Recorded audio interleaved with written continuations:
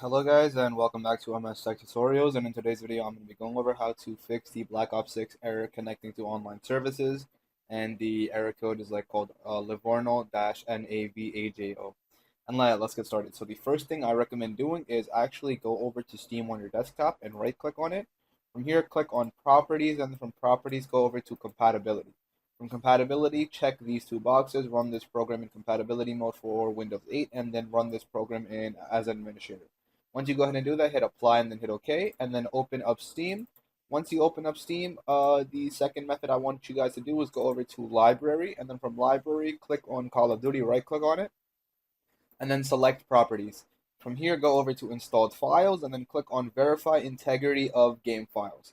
Now, once this is done verifying, you should be good to go, but I do also recommend restarting your PC after finishing these steps, and yeah, and you should be good to go. The error code should be gone. And yeah, that is it for the video. Thank you guys for watching. Make sure to give the video a thumbs up, subscribe to the channel, and have a great day.